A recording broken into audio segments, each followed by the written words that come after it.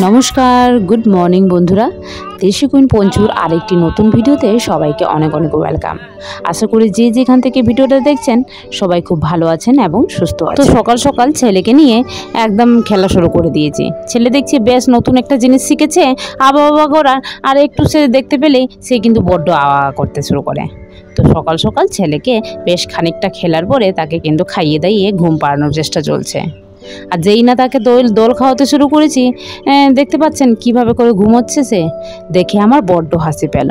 মানে ছোট বাচ্চারা আসলেই বলতে গেলে যেভাবেই ঘুমোক না কেন আমার কিন্তু বড্ডই একটু বেশ ভালোই লাগে। তো ভাবলাম আপনাদের সাথে শেয়ার করি। চলুন, সকাল বাজে ঘড়িতে 8:30, আর এখন বাচ্চাটাকে বেশ মানে বাবুটাকে বেশ ভালো করে ঘুম পাড়িয়ে দিলাম।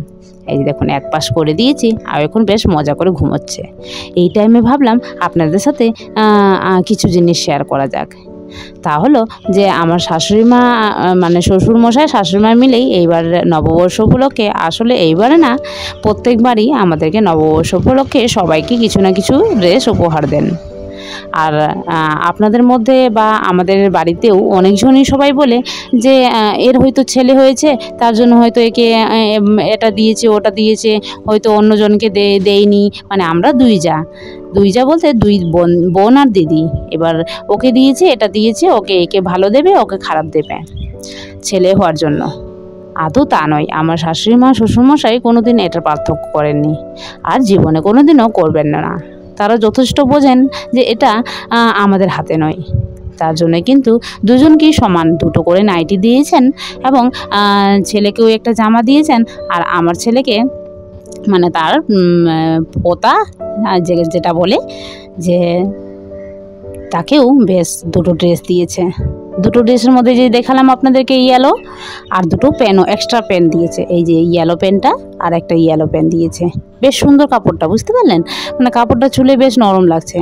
আর আরেকটা রেড কালারের দিয়েছে, বেশ সুন্দর লাগছে। ছেলে পরলেও বেশ মানাবে তাকে, যেহেতু একটু ফর্সা টর্সা আছে তো দারুণ লাগবে। রেড কালারটা অবশ্য বেশি মানায় তাকে। তো চলুন আপনাদেরকে দেখিয়ে দিলাম এতগুলো কাপড় দেওয়া হয়েছে। তো যখন পুজো আসে তখনও বেশ আনন্দ লাগে, আর পয়লা বৈশাখ আসলে তো আরও বেশি আনন্দ লাগে। চলুন এবার সকালবেলার খাওয়া দাওয়াটা আপনাদেরকে দেখিয়ে দিই। যেহেতু আজকে নববর্ষ, তো নববর্ষের দিনে সবাই আশা করে, সবাই বলে নাকি আজকে যদি ভালো মন্দ খাওয়া যায় তাহলে নাকি বছরের প্রত্যেকটা দিনই ভালো মন্দই, বেশিরভাগটা দিনই ভালো মন্দই চলবে। তার জন্য কিন্তু আমার শ্বশুরমশাই সকাল সকাল উঠে এই যে দেখুন মাছ নিয়ে চলেছে, আর মাছের পুটপুটি করা হয়েছে। তো মাছের পুটপুটি, মুড়ি আর একটা লঙ্কা নিয়ে চললাম বড়মশাইকে দিতে। তোমাদের দাদাকে আগে মুড়িটা দিয়ে দিই, তারপর আমি মুড়িটা খেয়ে নেব। এদিকে মা বাবারা নিয়ে বসে গেছে। তারপর কি বলুন তো, চট জলদি করে আমি স্নানটা সেরে পড়লাম। যেহেতু আজকে নববর্ষ, আর নববর্ষের দিনে সবাই নতুন নতুন পোশাক পরছে, আর আমি না পরলে কেমন না একটা তালমিল খাচ্ছিল না। তার জন্য ভাবছি চলো চট জলদি করে একদম একটা নতুন ড্রেস পরে আসি। তো ভাবলাম এই নববর্ষের দিনে কাউকে একটু খুশি করা যাক না কেন। আপনাদেরকে নাইটি দুটো দেখালাম ঠিকই, কিন্তু সেই দুটো নাইটি যেহেতু টাইট নেই সেই জন্য ওটা পরলাম না।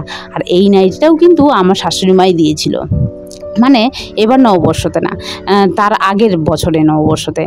তাহলে বলুন তো, এটা যদি পড়ি তাহলে শাশুড়ি মা নিশ্চয়ই খুব খুশি হবেন। এবং খুশি হয়ে কিন্তু সত্যি, মানে কেউ যদি কোনো উপহার দেয় আর তার সামনে যদি ড্রেসটা পরা হয়, সত্যি কিন্তু একটু আনন্দ পাই সে।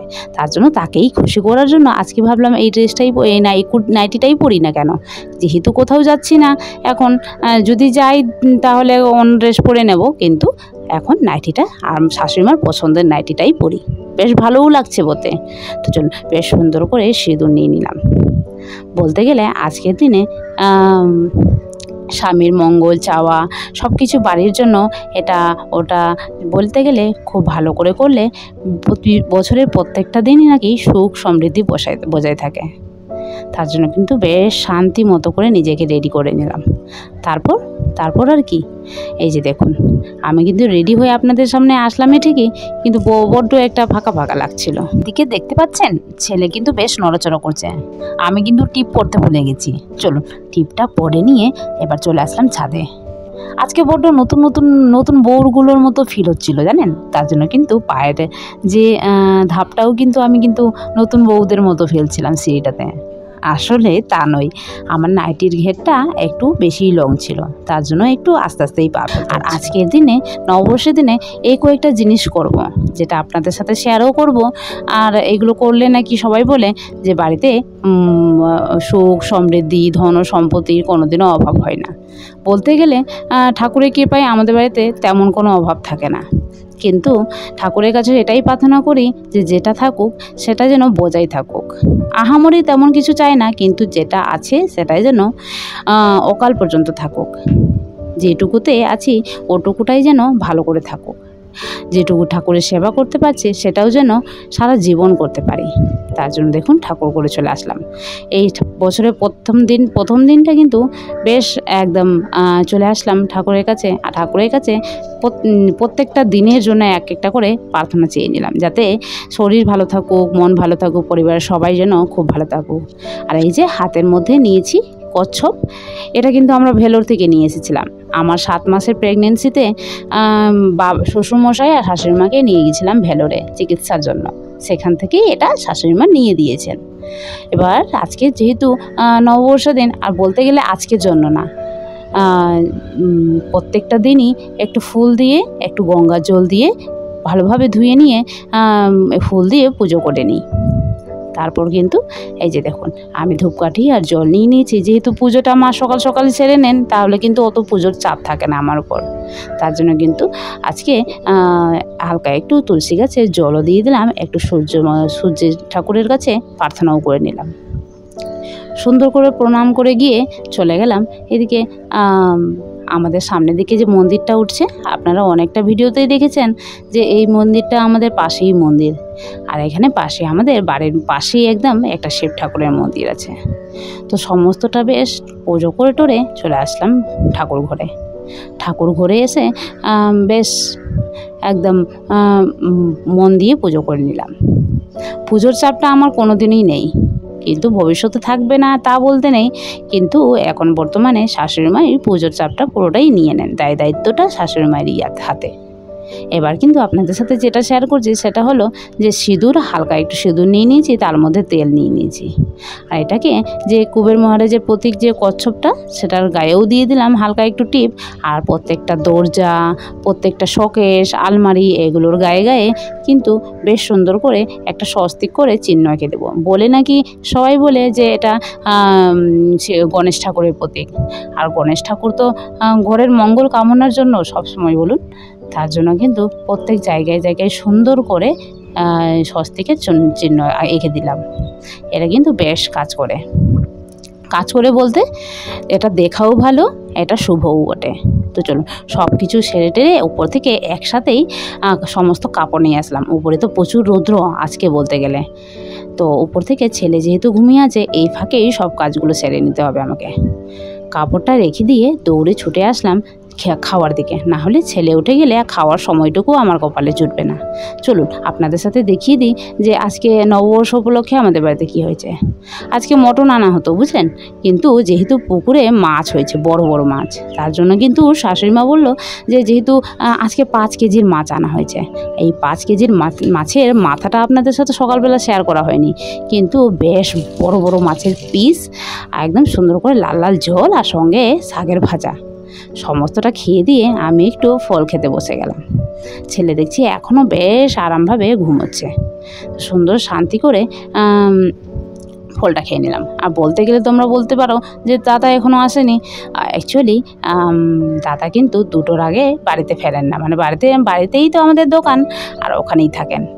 তো ফলটা খেয়ে নেওয়ার পরে যেই না আমি একটু বাইরে গেছি, সেই কিন্তু ছেলে কিন্তু ডাক শোনা গেছে। যেই আমি ঘরে এসেছি, তার বাবাও কিন্তু স্নান করে ঘরে এসেছে। ঘরে এসে বাবুটাকে কোলে নিয়েছে, তাকে একটু সে কোলে নিক, আর আমি এই ফাঁকে তার বাবাকেও খাবার দিয়ে দিব। দেখতে পাচ্ছ বাবুটা একদম ওঠা মাত্রই সে কিন্তু কান্নাকাটি করতে শুরু করে দিয়েছিল। যাকে তার বাবা একটু কিছুক্ষণ ধরে নিয়ে থাকুক ওকে।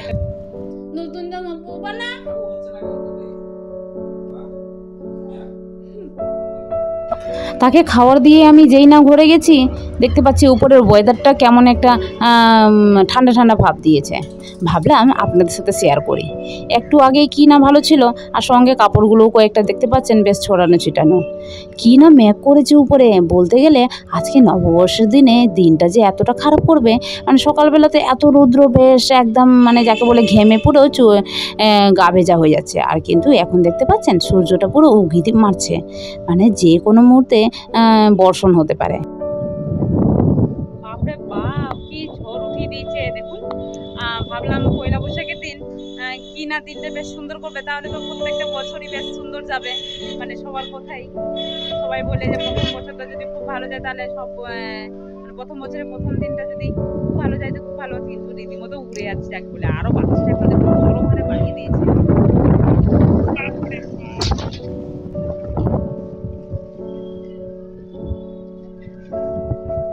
ভাবলাম আপনাদের সাথে একটু কথা বলে নিই। সেই ফাঁকতালে যে এত ধুলোবালি এসে আমাকে অ্যাটাক করবে আমি ভাবতে পারিনি। তো চলুন, এত এত জোরে বাতাস শুরু হয়ে গেছে, আর এটা যে কতক্ষণ চলবে সেটা বুঝে উঠতে পারছি না। এখানে কিন্তু আপনাদের সঙ্গে বেশি কথাও বলা যাবে না, কারণ বাতাসের চোটে কথাগুলো তেমন স্পষ্টও আসবে না। চলুন আর কাপড় তুলে নিচে যাই। যেই না নিচে এসেছি, আপনাদেরকে দেখিয়েছিলাম যে ছেলেরও নতুন কাপড় পরানো হয়েছিল না, যেহেতু ছেলে কান্নাকাটি করছিল তার জন্য কিন্তু পুরোনো কাপড়টাই পরে, স্নান করে পুরোনো কাপড়টাই পরানো হয়েছিল। তারপর এখন ছেলেকেও বেশ ইয়েলো কালারের ড্রেস পরিয়ে দিয়েছে, যেটা ওর দাদুভাই দিয়েছে। আর এদিকে বর্মশাই দেখুন ওর বাবার মানে আমার শাশুড়ি মার দেওয়া নতুন কাপড়টাও পরে নিয়েছে।